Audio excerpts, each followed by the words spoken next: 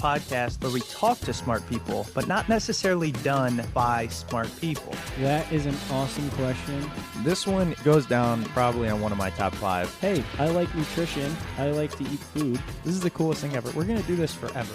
I wish I paid more attention in that class. You know, I'm going to be honest, I don't understand that. As a man, I don't get it. Welcome to smartpeoplepodcast.com. Hello and welcome to Smart People Podcast, conversations that satisfy your curious mind. Chris Stemp here. Thanks for tuning in. Listen, I can't think of a more timely episode. I'm sure if you're listening to this, you're probably well aware of the recent Supreme Court decisions regarding either abortion or gun control rights or climate change and the EPA. The list goes on.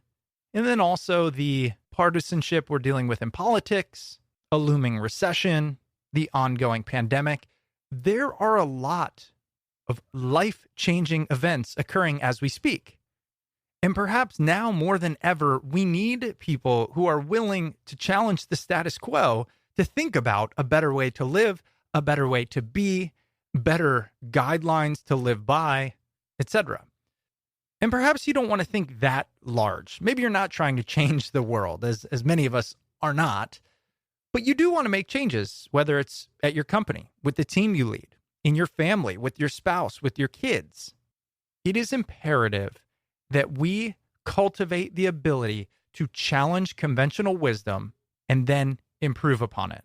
For that reason and many more, I'm so excited to have back on the show one of our top guests, Todd Kashdan. And Todd is the author of a brand new book called The Art of Insubordination: How to Dissent and Defy Effectively. Now, if the name Todd Kashdan rings a bell, perhaps you've read a book, but you may remember him from an episode, I think something like 7 years ago, episode 215, where we talked about how to achieve fulfillment. Todd is an exceptional thinker, but also an excellent communicator. And those two things don't go together that often. And when they do, well, that's called podcast gold, which honestly, I think this episode is. As you can assume from the introduction, this episode is about many things, but primarily it's what does it mean to dissent or defy effectively? Why do we need to do that? And then, of course, how do we do that? If you like what you hear, you know the drill, but listen, it's really important. Number one, wherever you listen, make sure you hit that follow or subscribe. You don't want to download willy-nilly. Have this going. We only release every other week, so you don't want to miss those. And tell a friend, these are the kinds of conversations, the nuance, the detail, the time that we need to be having. And really, podcasting is one of the only places left for them. We're not trying to be flashy. We're not trying to only talk with the stars. We're trying to improve the way people think and question. Help us do that. Let's turn it over to the episode with Todd as we talk about his brand new book, The Art of Insubordination: How to Dissent and Defy Effectively. Enjoy.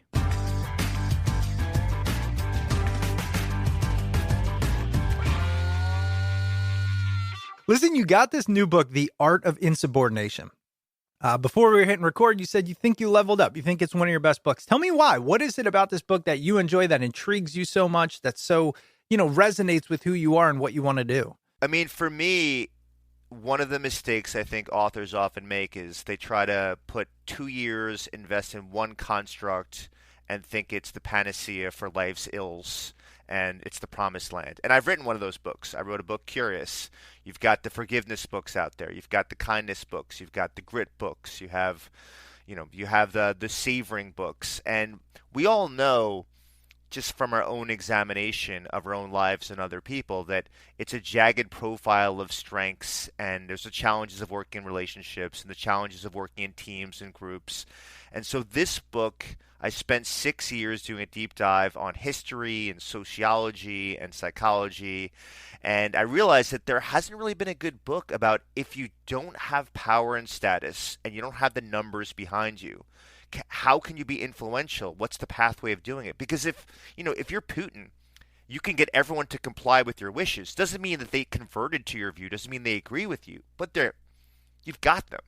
And so if you're a minority voice, if you're Ukrainians, if you end up being the newcomer for a company, if you end up being the person that was drafted in the 8th round and you made it to a football team, how can you be influential? And this is a path of strategies of exactly how to do it based on science. How does this differ from books such as The Art of Influence? Well, when you get to these books, the Dale Carnegie books upward of, how to make friends and influence people and the other ones that are out there, there's a number of tools and strategies, but they're really for human beings writ large. And this one is very specific for, do you recognize that there's an authority figure that's not acting appropriately or has some dysfunctional ideas? Do you recognize a norm that's outdated? Do you recognize a rule that you should question whether to obey? And in these cases, because life is a series of social hierarchies, and if you're not at the top rungs, what you have to do to be influential is very different. You can't just be the loudest person in the room, which is a horrible proxy for the quality of an idea. You can't just be the person that has the most friends in the room. You're likable, but likability is only moderately correlated with credibility, and the only reason it's related to credibility is because people use likability as a very poor indicator that you are in fact credible. But those ideas don't stand the test of time. What happens when you have a good idea, a good insight, or a good criticism, but you don't have the ability to push people to agree with you automatically? So for that type of influence, it's very contextualized, and every one of us, every human being, even the Elon Musks, even the Steve Jobs, even the Beyoncés, they've had points where they're in a room with power players where these are the strategies that are going to be useful. Man, you hit on a word there that I've spent such a large portion of my life thinking about, which is likability. Especially professionally, I've often thought, if they like me, then it will work out. And honestly, for the majority of it, I think it has. I'm pretty sure I got my first job just because they liked me, right? I played golf. We went to similar, schools and did similar things. And so, okay, you're hired. But then when you contrast that with some of these world movers, the Musks and the Jobs, and a lot of people that are a little prickly, I don't think we would call them likable. What's the difference between if I'm just an average guy trying to change something, get my ideas across, have some influence, but I'm not Elon Musk, I'm not Steve Jobs trying to take over the world? Does likability play a factor when we're playing at that maybe JV level, if you want? It does, but it's a little bit more particular. So let's get into the nuances of likability. So you could think of influence as having 3 pillars. One is how trustworthy are you? One is how biased are you? And the other one is how competent are you? Now, many a times when it comes to a group setting or it comes to an audience, they focus too much on, do I believe someone is trustworthy? They don't focus on the bias. Basically, do you have a psychological conflict of interest? So if it ends up being that you created a new measure for organizations to measure leadership, and I called it the Kashdan Leadership Quotient, well, now every time that I talk about the science and the benefits and why it's better than its competitors, I have a psychological and a financial conflict of interest. So often, if people are extremely likable or they're short on time, they miss those conflicts of interest. If you don't have the power and the status, or you're from a marginalized group, for example, in this case, the way that you gain likability is not necessarily by being kind, compassionate, and friendly. It's by answering the question the audience wants to know. Do you understand us, and are you one of us? That's how you gain likability. Now, there's some dark sides to this that we can get to, but it's essentially is if you go to New York City and you're trying to convince a bunch of cab drivers that maybe buying the medallion cabs, which, the state decided they're only to sell a small number of them, is problematic, and Uber is actually a good thing in the long term, although we can improve the way that Uber actually operates. The only way that you can sell that to them and they're going to listen to you is if they are you one of us? Do you know the cab industry? Do you know that my father and my grandfather, this is what they've spent their entire lives on? They were immigrants coming here in order to spend all of their money just to invest in a single cab? Because if you don't, I'm not interested in hearing about you. So you have to prove that you either have group membership or you've done due diligence and you understand what that group is. When does that become the most important aspect? Anytime that the group can raise questions about your credibility, essentially is why should I listen to you? So even if you're a celebrity figure, when Andrew Yang came into, not that I want to keep on focusing on New York, but I miss being in New York City, and now I live in Virginia. When Andrew Yang tried to become mayor of New York, a lot of people had the question, which is, wait a second, during COVID, you lived in Minnesota. You had a house out there. Like, you didn't grow up in New York City. Like, is this just a small platform for you to get national prominence again? For asking this question. Perfectly fair question. What you don't want to be doing in trying to be influential is get caught that they're wrong. By them asking whether you're one of us, that's a question that you have to actually treat seriously, and you have to show that there is veracity to asking a question like that. And if it ends up being that you join a sport team and you come from a small college and no one knows where that school is from, you have to show that, prove to us that you belong in some capacity. Now here you might lean on competence of like, listen, let's go out in the field. Ignore where I came from. I can catch with the best of them. I can hit with the best of them. I can run with the best of them. And once that's how you prove your worth, that you're a member of belonging in there. You know what you just clarified for me when I was stating this idea of likability being a critical component of potentially any success I've had in the professional world. I think it's always come secondary to that idea of credibility. Like, I don't think I've assumed you could just sacrifice one and achieve it, regardless of that. So I'm glad that you crystallized the fact that people are going to be looking at both and additional aspects to determine, should they listen to you? Should you have influence? Yes. So one of the things I live in Virginia, so I live near the government. Everyone says I just work for the government. Nobody could reveal the alphabet soup of the agency they work for. There's a lot of military members here. And when you talk to them about diversity and you talk to them about having people that are non-white, in the military or women in the military, they'll tell you this. I mean, and I don't know if it's a talking point, but I'm buying it, which is if my life is on the line, and I'm fighting in Ukraine right now, and I'm fighting in Afghanistan or Iraq, I don't care if you're an atheist. I don't care if you're Rastafarian. I don't care what you look like. I don't care if you have dreadlocks. All I'm interested in is if I go down, can you carry my body over your shoulder and get me out of there? Now, there's something to be said about that. That's the credibility, trustworthiness. Trustworthiness, one of the fundamental dimensions is reliance. Can I rely on you? So what does someone do immediately? I take a quick, superficial look. Physically, do I think you can handle it if one of us gets shot in the leg and you can carry us through the happens there? Now, you can override that superficiality as the minority person trying to make an influence by showing how physically strong you are, how agile you are, how great your cardiovascular system is. But the one thing that you don't want to do if you want to be influential is be defensive about it. It's like, that's a great question because you know what? That could happen. I expect that to happen. I don't want that to happen. I'm going to prevent that from happening.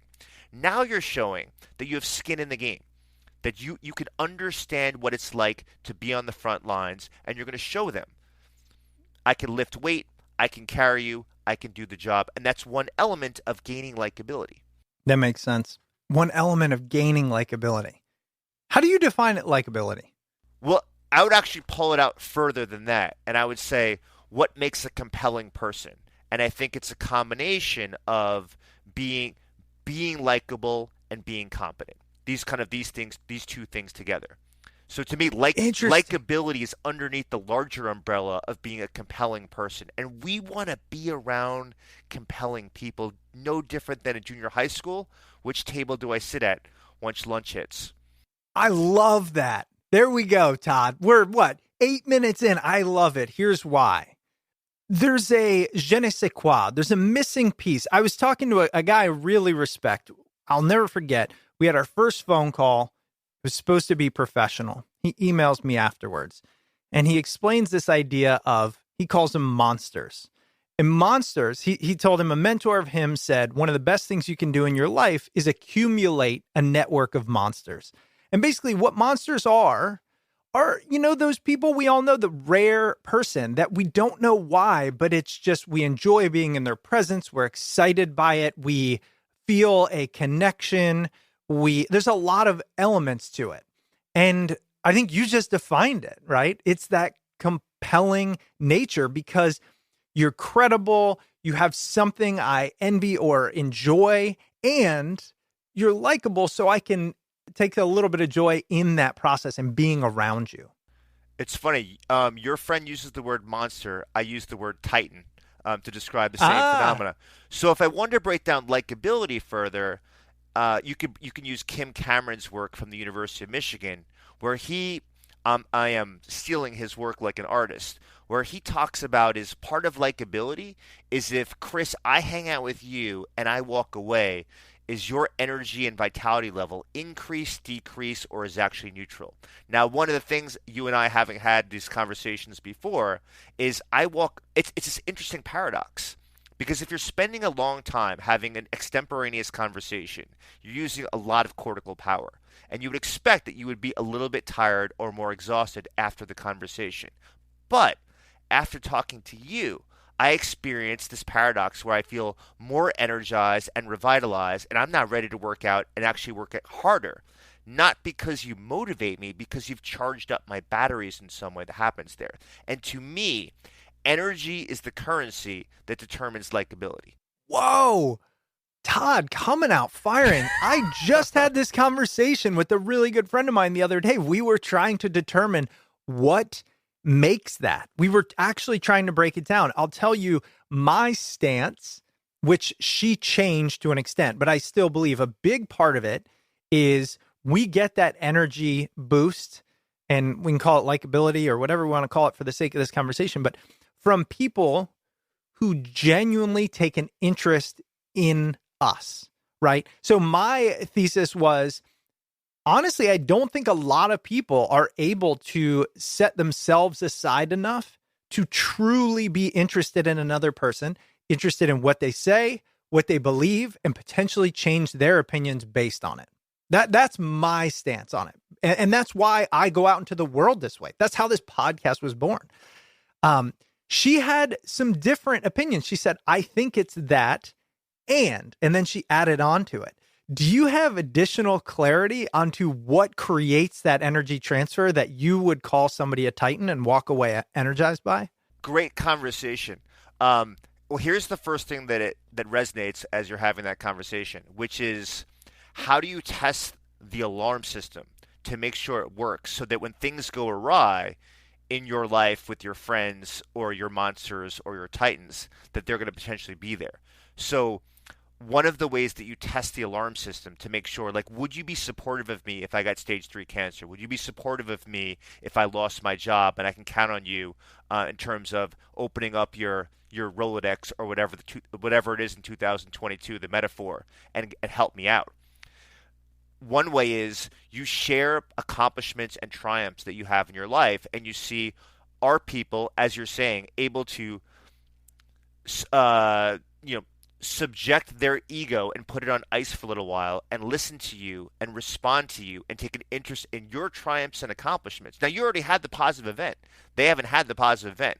But can they bask in that and ask questions and like, oh, what happened? Oh, how did they tell you about the award? Oh, does the award come with any benefits that comes there? Who else were you nominated? How do you actually apply for this award in the first place? So they're not just saying, good on you for getting an award. They're actually expanding your memory banks about the conversation by looking for the details. And that elaboration of those positive experiences is a way to test of, oh, you care for and validate what I'm interested in, and this shows that you care about my own well-being. And those moments are the building blocks for developing a relationship where you don't have to be concerned about likability. You don't have to be concerned about having your game on when you're talking to somebody. You don't have to be concerned about self-presentation. Do I have to look intelligent or kind or virtuous? Because we're already establishing it, and now we can just be ourselves. And that is, to be effortlessly yourself is the fundamental ingredient of a healthy friendship or a healthy alliance.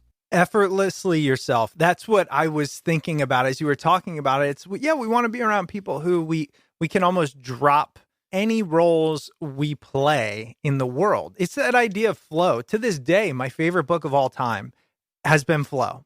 And I haven't been able to figure out exactly why. It's not like it's an in-depth part of what I do professionally, but I think partly it's what you're talking about here. It's the time when you feel flow, when you forget about time passing, who you are, your ego, all these things, in my mind, is the most freeing. And then finding it in certain places like sports or a deep conversation, wherever it might be, or music, is just one of those pure joys in life.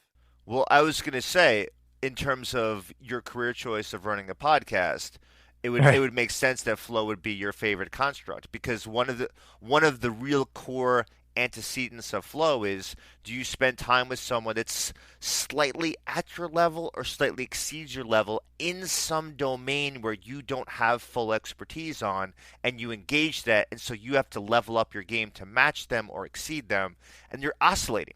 Right? It's like playing someone in pickleball that's slightly better than you, where all of a sudden all of your muscle fibers and all of your hand-eye coordination has to be fully engaged. You are not paying attention to your smartphone. You are not paying attention to the weather. You have to be fully attentive there. And it sounds so daunting, but we know from that experience of it is a true unbridled pleasure that happens there. And again, you feel more energized walking out of, I just played with someone and we were at evenly matched, or I leveled up my game in some capacity. And this is why Csikszentmihalyi, the guy who wrote the book Flow, his most famous study is showing that if you ask people, do you experience more pleasure at work or in leisure? Everybody says leisure. Like everybody says, like, I'm looking forward to the weekends. I'm on spring break right now as a professor. This is when good for you. When we're looking forward for things. Well, not according to Csikszentmihalyi, because Csikszentmihalyi would tell you is that you experience more pleasure and happiness during work, but you don't recognize it because you think that happiness is about smiling and happiness is about experiencing the state of joy. But flow, you're not thinking about experiencing joy. You are so embedded in the present moment, activating your strengths, talents, and skills. And as you said, your ego is not part of the equation. It is such a pleasurable state, but it's not a self-conscious state. So you don't reflect on it. You just experience it. And you have that 3 times more often at work than you do it during leisure time. I actually just a couple of weeks ago on the podcast interviewed Dan Pink, who obviously you're aware of, similar, path for the both of you, I think, and what you write about.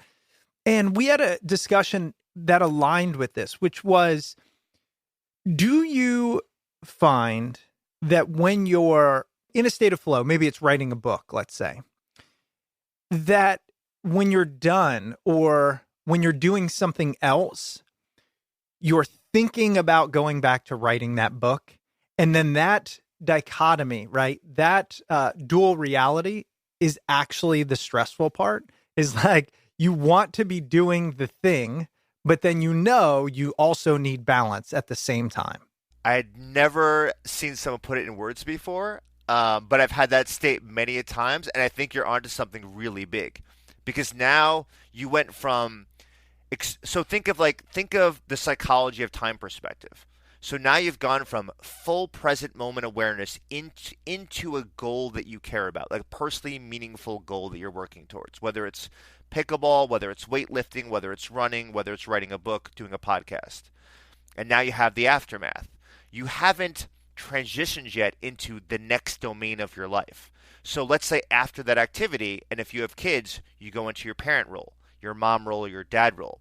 You need some level of psychological transition to close up the flow state and then re-enter this other situation, which may be an opportunity for flow or not.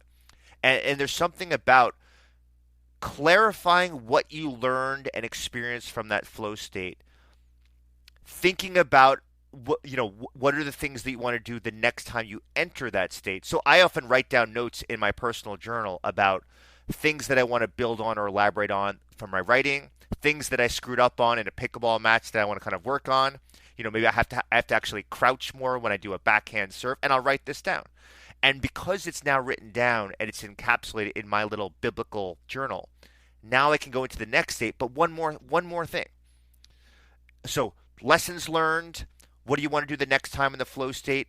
And then the third part for the transition is, what are my intentions, not my expectations, as I open that door and go into dad role? So in this case, I think to myself, all right, how am I going to show up? And for me, it's always, I want to be present, I want to be empathetic, and I want to learn exactly what it is they're interested in, not what I'm interested in. Going back to what you said before, people often forget to leave their ego behind. And the third one is, I want to bring my playfulness into my father role. Because, many of us have experienced, those of us who are in our 30s and 40s experienced some pretty hard, crusty dad figures who are much more about the stick and much less about kind of the soft hug that happens there. So I'm bringing the love, I'm bringing the playfulness, I'm bringing the presence, and I'm bringing the empathy. The thing about the intentions as I transition away, so it's less stressful, is my kids could ignore me completely. They could just say, listen, I'm talking to my friends right now. Dad, I don't have time for you. With intentions, I showed up exactly as I wanted to show up, and I could check the box off and feel good about it. And because of the empathy, I'm like, hey, listen, you're kids. You should be spending time with your friends. And there's no sour feelings and there's no negativity as I enter that state. And I think, not that I want to judge parents too hard, but when you go into expectations, you're setting yourself up for disaster because your kids might not be ready for you, even though you're ready for them. So that's almost another example of an idea I've heard of, which is kind of basing your reality on your actions as opposed to the result of those actions. In the example of the kid, right, you go and you say, look, here's my intent, here's what I'm going to do. But given the fact that I can't control the outcome, I also don't need to be necessarily upset or concerned with it. So if my intent is this, I execute on that intent, and then the result isn't what I anticipated, that's okay because I controlled what I can. Yeah, it's interesting. I have to think about that because in some way, I'm not sure process and outcome is a perfect analog because the outcome is, was I present? Was I empathetic? And then was I bringing the play and the love? And so it's not even in the zeitgeist in terms of the outcome of my interaction with the kid. Wait. So now what I think we're talking about is having different goals, meaning the goal is, did I do what I wanted to do? And that's what you're defining as an outcome almost, right? Was I empathetic? Check. Yes. But that means then you are almost, like you said, it's not even in the zeitgeist. You're not paying attention at all, really, to the impact that has. And I don't know how to separate those things. And I know it's a great source of stress for me because, for example, let's say I were to write a book, and I'm saying that just given what you do, I have found in talking to hundreds of authors, right? They're like, I write because I like to write. I want to put the work out there. I want to get better. I want to be proud of it. The ones that keep doing it rarely say, I want to be a bestseller. I want to get rich. I want to do all those things. And I'm not very good at that, admittedly. Like, I'm just not. So are you? And if so, how do we do that? So I'm with you. So I am a work in progress like most human beings. So I have not nailed this down.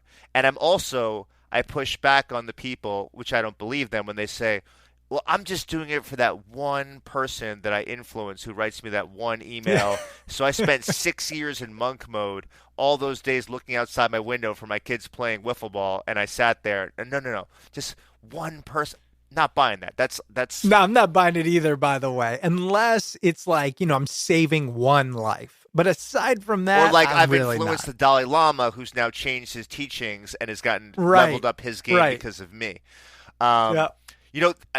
I think, like most things, we have to recognize that the human brain oscillates between states. In the last book, when I think that's the one we spoke of at the last podcast, The Upside of Your Dark Side.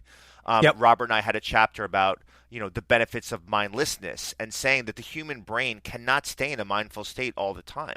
And so when you get these lessons and these workshops and you go to these yoga classes or meditation classes, and they talked about being mindful, what I don't think they spend sufficient time is that how do you deal with the oscillations? Which is, Chris, which is what I love what you're doing. You're talking about oscillating between flow and then the post-mortem after the flow. And again, Right. Csikszentmihalyi didn't spend sufficient time on this. I think this is the beauty of books, is they're meant to be living creatures that the reader works with and thinks of new questions that the authors didn't ask before.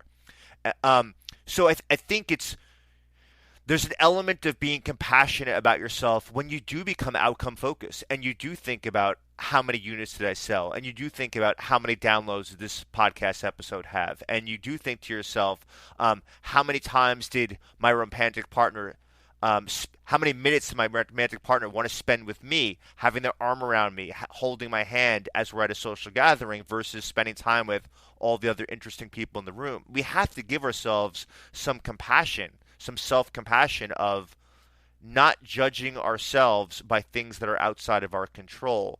And afterwards, the things that bug us, if what's in our control that we can work towards. So if it ends up being writing a book and you haven't hit the bestseller list, which we know people know how to game the algorithm in this case, you can ask Exactly. you can ask yourself the question of, is it getting momentum or not in terms of the cultures that I'm interested in?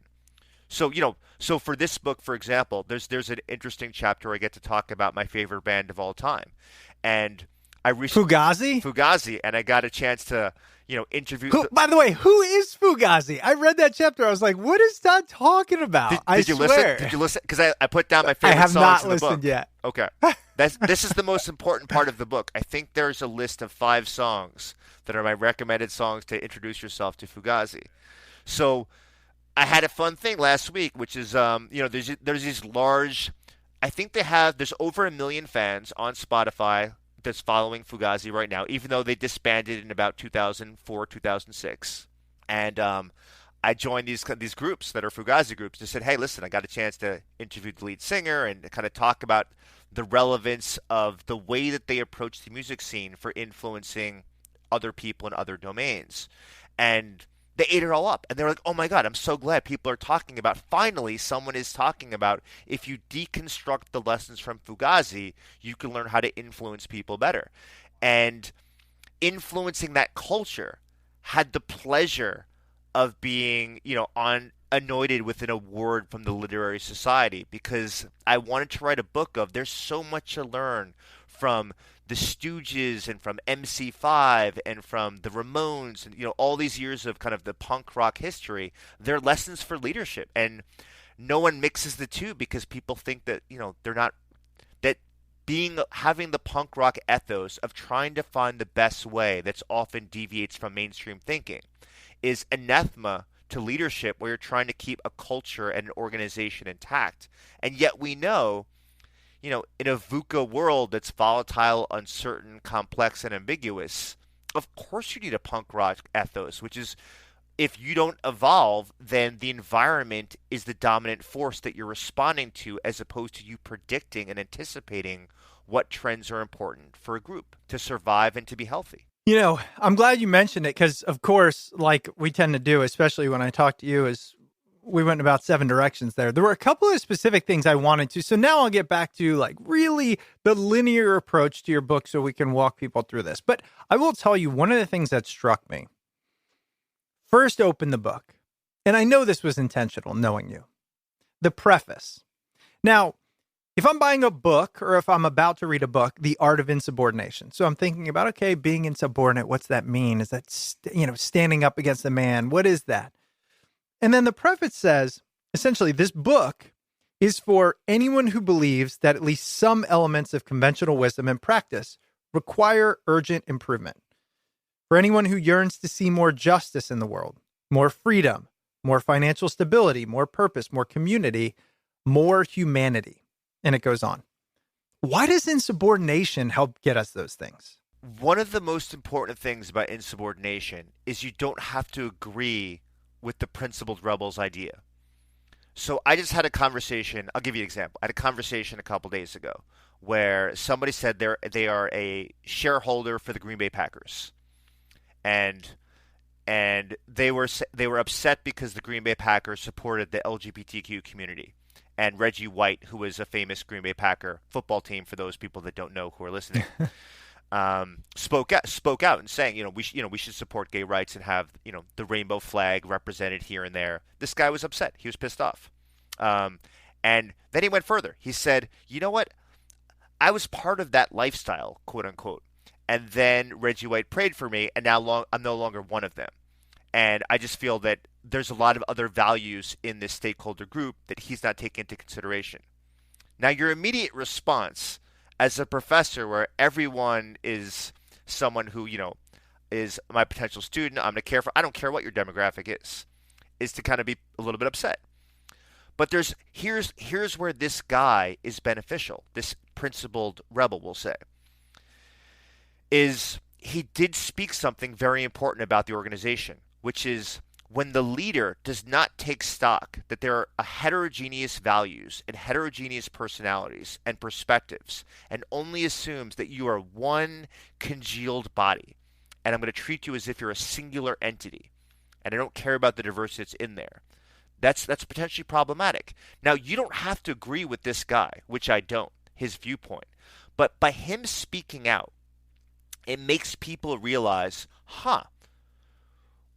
what are the values of the shareholders of the Green Bay Packers? Like we haven't really done an inventory of who are these people, not their jobs, not how much money they've spent to become a shareholder, but what do they care about? What are their cherished interests? What would they sacrifice themselves for?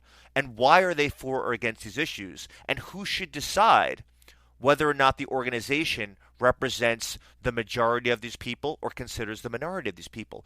Just him speaking agree or disagree gets the organization to think, you know what, we've been taking the group for granted as a singular monolithic entity, and they're not. It makes people think more divergently, it makes people more creative in their decision making, and it leads to better decision making in the end point. So is it fair to say that those that are insubordinate are more likely to at least challenge common wisdom and force a matter of analysis that we aren't used to doing on a day-to-day overwhelmed basis? I think you can be in a continuum of quiet to loud in how you engage in principled rebellions. Sometimes it's by somebody not speaking. And so you can think of, I'll get the first name wrong. I think it's Stanislav Petrov, and he's described as the man who saved the world. Beats me. So Petrov is his last name. So he was a Russian during the Cold War. He was working the computer arsenal to decide whether they're going to unleash missiles on other countries. And there was an alarm that said the U.S. is attacking Russia, and we have to respond in return. And he just looked at the algorithm, smart guy, had an engineering computer background, and said, I think this is wrong. And so he decided his job was to press the red button to say, we're going to retaliate. And he thought about it, looked carefully at the data, and said, I don't trust the computer, and did nothing. And if he had pressed that button, it was World War III. And by him doing nothing, I'm simplifying the story, but by him doing nothing, he's underappreciated because it's inaction, right? You talk to Dan Pink. We focus on the action, not the inaction. Him doing nothing was a powerful thing. And there's something to be said about that as we think about government, as we think about businesses, and we think about as a parent. If your child comes home and they're 18 and it's the first time that they come home a little bit buzzed, and they didn't drive home, so somehow else they got home, by you potentially doing nothing and not reacting right then and there and waiting for the next day to have a conversation, that might be the best move in terms of a principled rebellious act where you are going against the status quo instinct of a parent. You're supposed to say something and stop your kid from drinking because they're underage. And that's not always the right action to take. And sometimes we have to question popular sentiments because we know our kid, we know our household, we know how they're going to respond, and we have to think, what is the end game that we want? Do we want to upset them and create a punishment so where they don't change their behavior? Or do we want to have a serious conversation the next day to figure out what went on so that we can have a common understanding of what's healthy behavior, what's unhealthy behavior? I have a lot to say around that. Also, you just highlighted a interaction, a very similar interaction I had with my parents when I was younger. So that was kind of creepy. And they did. They responded with a sense of inaction that I will never forget. You know what? I'll tell this story. Yeah, please. Maybe we'll edit it out. I was probably 16. Actually, I was not even 16 because I couldn't drive. We had pagers back in the day. Don't judge me. I was not a drug dealer. Okay. We just had them. We didn't have cell phones. And a friend paged me and whatever, we were paging back and forth. And they said, hey, I'm going to come pick you up. We're going to go to so-and-so's house. So I snuck out middle of the night. Let's call it midnight. Now, I wasn't drinking, actually. And I would admit if I was, I'm no saint, but I wasn't. The problem was I couldn't drive. So I'm at this person's house. It's like 1, 2 a.m. I get a page from my parents. And I'm like, oh, shit. Like, you have to take me home right now. It's the first time I'd ever snuck out. It was the first time I ever met call, like whatever. I go home. My parents are sitting on the steps. And they're like, where were you? And I was like, so-and-so's house. And they said, okay, go to bed. We'll talk about it in the morning. Next morning comes. They say, how you doing? I said, good. They were like, what happened last night? I was like, look, somebody came pick me up and went to so-and-so's house. They were like, you good? You safe? You all right? I said, yeah. They said, okay, look, we trust you, but let's keep it that way. And that was the end of the conversation. And it was one of those defining moments because I really was a pretty good kid. And I always now ask myself, how do I parent my children the way my parents did? It's just a powerful moment. And I think you kind of highlighted it. I think it would have gone differently if there was a lot of screaming and yelling, because really what I did was not that big a deal, but a lot of people make it a big deal. Yeah. No, don't cut this out. This is. I think this is a very important parenting story because none of us know how to parent. None of us got the manual. Yeah. We're still waiting for it. It's been 15 years waiting for it to land in my hands. Supply chain problems. Yeah. I think we err towards speaking more than we need to because we're afraid of the silence and we're afraid that if we don't do something, if something happens, it's our responsibility. And I think one of the elements, and we're all leaders in some capacity in our lives, one of the elements of being a good leader is to know when to shut up and just let the words sink in. And so when you tell someone, listen, that was an amazing piece of work. You exceeded my expectations. Keep doing it. Nothing else needs to be said. Just leave it at that and let that sit without the excess words. That because so you want. As you, Chris, had a memory with your parents, you want the people that work for you just to sit with those words and be like, wow, I exceeded their expectations, if they did. Right. And not have the filler of describing much more. Not belabor the point. That's a great point. One I'm going to have to remember. Getting back to it, you mentioned a few times in the beginning discussion about the art of insubordination, this idea of principled insubordination or principled rebellion, which I think is a key differentiator of your entire thesis. Would you tell us about that? What is it? Why did you specifically choose that phrasing? Yeah, if you go into the Cambridge Dictionary, Oxford English Dictionary, insubordination is essentially someone that refuses to obey orders, rules, and authority figures. Now, for those of us that have a natural disagreeable personality or hate totalitarian regimes, that automatically stirs up a lot of emotions. And principled insubordination is you're doing it not because you're reckless, not because you're impulsive, not because you're trying to prove something to other people, not because you want to be a James Dean or a Jim Morrison, or a Betty Davis kind of character. It's because you recognize these questions. Why is this rule there? Why does this person get to tell me what the rule is? Who taught this person who's telling me that I have to follow this rule? And you basically have these questions consciously or unconsciously, is that some rules just don't make sense at all. If you look back over the course of human history, and let's just take the past 60, 70 years. Child abuse. It was only 1968 that child abuse was actually a thing. And you had psychiatrists and psychologists talk. I mean, it's actually phenomenal if you think. It's not like it didn't exist beforehand. So in 1969, you had this psychiatrist, Kemp, who wanted to say that he's been noticing with his clients as a pediatrician and as a pediatric psychiatrist that a bunch of these kids have physical abrasions and bruises and injuries that appear to be due to the caregivers, the primary caregivers. And he was about to give a talk and to talk about how this is a social and cultural problem that we have to deal with. He was told in advance, you can't do this. You are going to upset the fibers of society, and family is so. Got to go back to 1969. And family is so important. Don't disrupt the family. You're going to get a bad reaction to this. So what did this guy do? He called it child batterhood syndrome, as if it's a medical disease that either you have or don't have, as if you have schizophrenia or don't have schizophrenia, if you have a substance abuse disorder or not, as if it was a disease that a psychiatrist can help you fix, as opposed to you have a messed up relationship with your kid and you are abusing your kid, but the world wasn't ready for it yet. And he was told this. So it was a slow, patient traction of principled insubordination. And there's two things here. So part of this answers your question about what's principled, and part of this is about the strategies for doing principled insubordination, which was if he came across in 69 and talked about this is a social and cultural problem, society wasn't ready for it yet. By saying it was a medical syndrome, it got on the map so at least psychiatrists and physicians could capture it, diagnose it, and make sure that it was marked so that a kid could be protected and saved.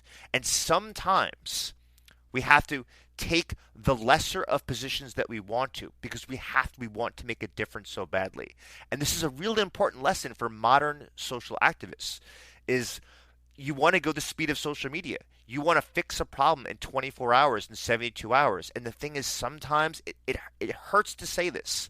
You have to pull back a little bit and not say exactly what you want to say, because you want the audience to be receptive to the message. Anytime I talk about things like influence, or in this case, a variance of that, this insubordination, I personally get a little worried that I won't be able to implement it because of this paradigm I have around being fully authentic. Meaning, it's hard for me to mince words or utilize tactics. And I'm not calling it a tactic, but really it's hard to sacrifice that authenticity for effectiveness. Now, logically, I don't necessarily agree, but there's just something about me. And I teach leadership development. So it comes from this idea that there's a lot of times you have to phrase things a certain way to get the output you want, which is what a lot of leaders do. One of the definitions is the skillful use of influence, right? Do you ever struggle with that? Or what do you say to the person who says, look, Todd, I want the results that come from this. I just don't know how to title it something different, kowtow to the audience, things of that nature to get the result I want. Yeah, as someone who works in organizations, I mean, this is a huge problem people have, as well as social activists have this. We can dissect any current trend right now, whether it's climate change, whether it's Black Lives Matter, whether it's book banning on the right or the left, whether it's focusing on transgender athletes in college sports and professional sports.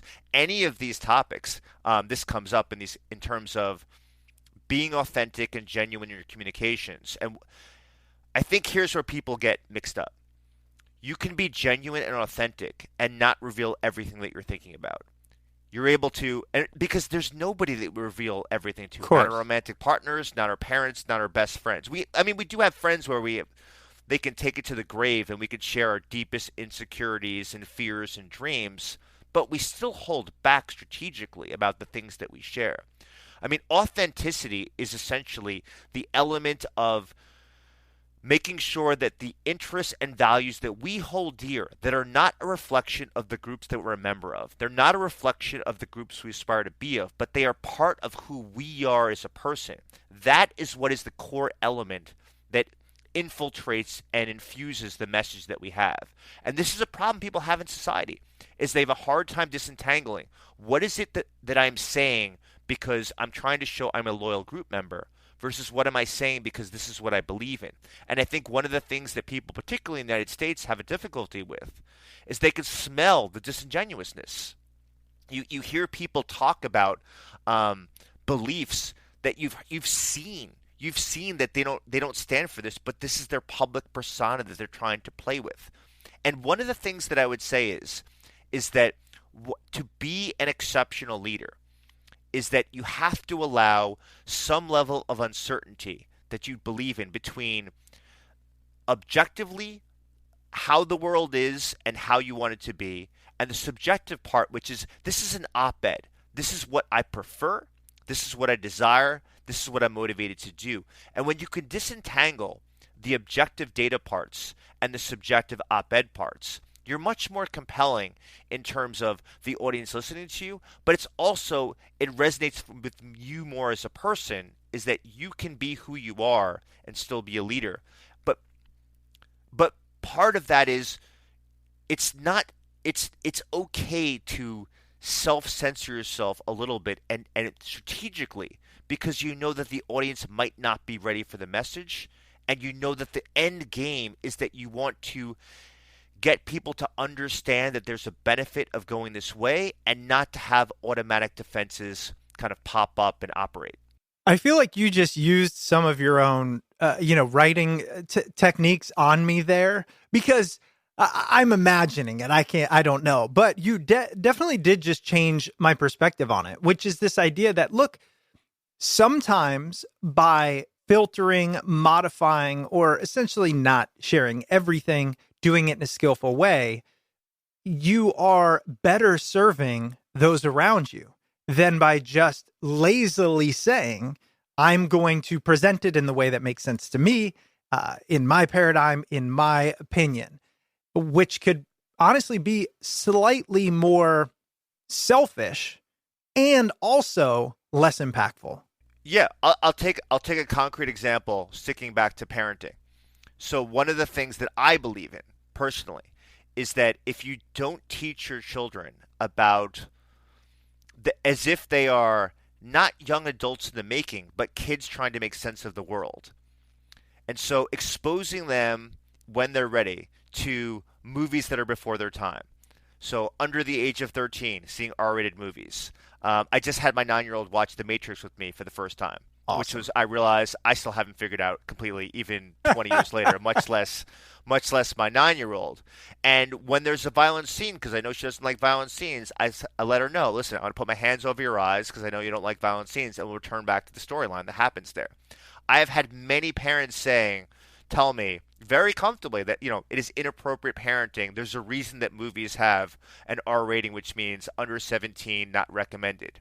And I usually respond, who back to the principles, who are these people that come up with these ratings? Which were the elements of it that they believe is too young for a kid? When can a kid show you that they're able to see something that is supposedly for 17 and older? And if that's the case, how do you create a society where we stratify it by age as opposed to intellectual development, emotional development, and their own curiosity? And to me, as long as there's a guide who's well-meaning, who's curious, and who's caring, is that these are not problematic. Now, my next-door neighbor, who maybe I'll have them listen to this, he won't let his kids watch any movie over G until they're the age of 13. That happens there. Now, I disagree. We have arguments about this all the time, which is I think that we don't want kids to age too quickly. At the same time, part of our job is to have them ready for the world, and they won't always have us as a guide. And one of the beauties of books and of movies that have scenes that are beyond their mature level is to expose them safely to this content before they experience it in the real world, and actually develop the perspective taking and the emotional intelligence of exploring through characters what they're experiencing, experience their emotions so they don't have to experience it directly. And there's a lot of good science behind this about the value of fiction for doing this. Now, for me to persuade a parent that this is the way to go, I wouldn't say that all profanity is on the table and that nudity is perfectly fine at any age for any kid that happens there.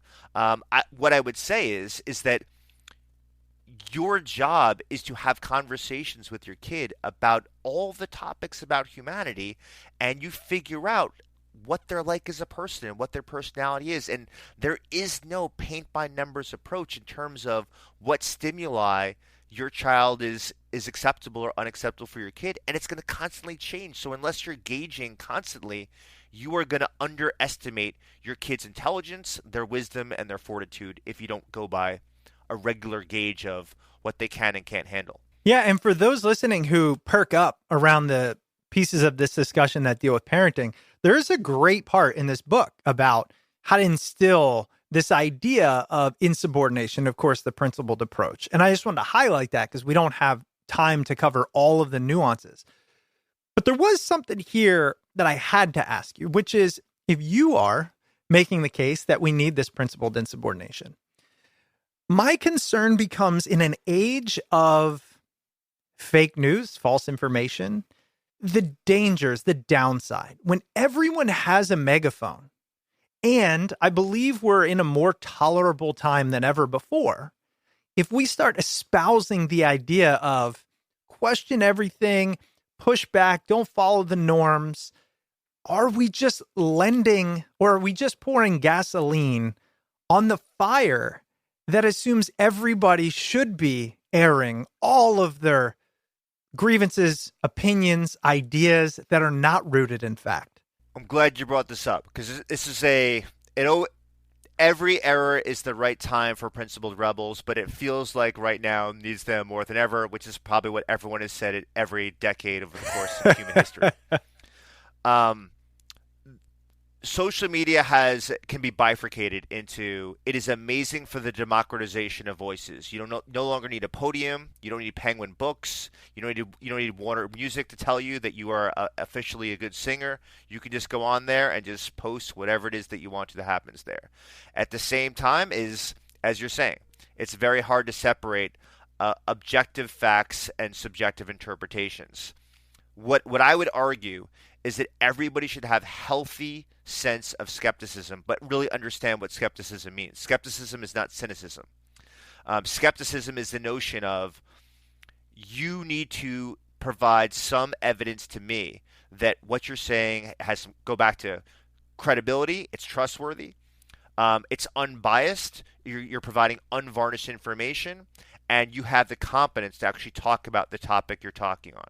And once you focus on those pillars, you start to distinguish very quickly between unprincipled rebels and principled rebels. So if you have no knowledge of epidemiology, you have no knowledge about how to read a randomized controlled trial in terms of whether a vaccine or a medicine is effective, if you have no knowledge of how guns operate and in terms of how can you fake Sandy Hook in terms of whether it actually existed or not, what level of sheer impossibility it is to kind of to say that this was kind of like a false stage situation for political ends. If you can't provide evidence and credibility of what's fact and what's not fact, and you don't have the information behind it, then you're at the point where you have to listen more than you speak, and that's hard for people to do. Not all voices are equal just because everyone has an equal platform, and this isn't to say that everyone who has a degree in epidemiology has got this information right. I think one of the big problems that people have had over the course of COVID is they have caught the hypocrisies, and it's very important for the leaders who are discussing what should we be doing during a pandemic, is that don't fool people by saying that you could have a racial reckoning and protest and it simultaneously say that we should not be convening in large group settings. We can see that hypocrisy. It's better. I mean, I realize this is Monday morning quarterbacking. It is better to say this is a break from all of the recommendations that we're having. We don't support it. At the same time, we understand because there's a lot of marginalized individuals who've had so many decades of difficulties that they're doing this, that it's not recommended. It's going to become a problem. It goes against what the CDC is saying. So we are not supportive, and we want to be clear about that. At the same time, we are not the police. We're not first-line responders, and that's not our jurisdiction for doing that. If they came across with that message, I wonder how much less malinformation would have occurred in the aftermath, in the 1.5-year aftermath, because you reduce the hypocrisy to near zero. You show that you're trustworthy. You show that you don't have biases. So we have to think chicken and egg here. There are often experts that use their expertise in inappropriate manners that sow the seeds of recklessness and impulsiveness and unprincipled rebels. I agree with you on that. Listen, Todd, we don't have a lot of time left. And I wanted to, with books like yours, and oftentimes, I mean, people listening know this, I like to understand the why. I like to understand the theory, the thesis. Sometimes we get pushback. What's the action, right? And I personally, and actually I'm talking to my listeners here, like reach out and tell me if this is a pain in the ass for you, but I believe that the actions, and your book is really well set up to define those actions, you can find in the book, right? I want to help people expand the way they think. They can then figure out what to do about it. But that said, I want to leave with an appetizer here. So if people have been listening and they've understood this idea of principled rebellion, and they've thought about how we need to start raising these, and we have to focus on this idea of credibility, what's your favorite recommendation on how somebody start moving into enacting this idea of principled insubordination in the areas of their life where they believe are worth pushing on and pushing for? There's a lot of angles I could take. Let me take one that is not mentioned in the book. So this goes beyond the book. Look at this. Made the director's cut on the cutting room floor. So one of the things that almost made it in there, which is really important, is the notion of when you're crafting a message to an audience, you have to focus on ease. The ease to which someone can actually enact those views, those innovations, those ideas you're saying, the ease in terms of how easy is it to switch from the orthodoxy that I'm currently doing right now and to switch to your messaging.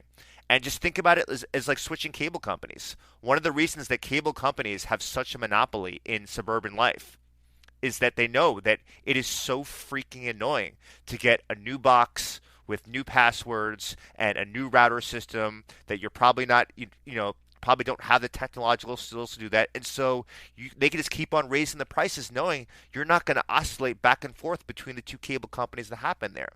So when you're crafting a message, don't be the cable company. Make it very clear is that the switching costs exactly what they are, that it's going to be short term, and that here are the benefits exactly that you're going to receive if we are to move away from the status quo and move in this direction. Ease of processing, easy to understand, easy simplistic words, and ease in terms of try to show that the costs are actually small for making the switches. I can't help but to just notice that so much of this is dependent on the person's ability or want to put effort and energy into influencing, into changing the actions and the minds of somebody else. And I think that's such a key piece of all of this, which is you can have strong beliefs, you can question the orthodoxy, but unless you do it skillfully, it's kind of on you if it doesn't work out. I love that you're going this direction. You know, what there was a review that was published. It was a critique of the book. And it said that I spent too much time talking about why and how principled rebels are beneficial in a group and they make groups smarter. And that's exactly why I included it, because what you just said right there is that I want to sell to people that this is worth it, that life is scarce. You know, I had a friend of mine die at 43 last week and left her husband and child behind. And every time someone dies that dies before their time, it's a reminder of there's so few years we have on this planet. And to pay a dividend to future Chris and future Todd and the future version of all the listeners that are on this podcast, which is you are going to want to say 20 years from now, I chose the meaningful path. I chose to try to persuade people that here is a better way to approach the organization I'm in, the neighborhood I'm in, the society I'm in, and I got a lot of friction, and I was ostracized and I was rejected, but I knew that I would be so upset with myself and have so much regret if I didn't at least try doing that. And you're right, it is a big responsibility. There is a big onus on the principled rebel to actually want to do this. And what I'm arguing is it's worth it because every society evolves quicker as a function of a few principled rebels getting together as a coalition and saying, you know what, this is not the way society should function, and we're going to make sure that it improves in a better way. Todd, you just lit me up, man. You lit me up. There's a couple of things that for about 15, 20 years, I'm just like, we're getting it wrong. We're getting it wrong.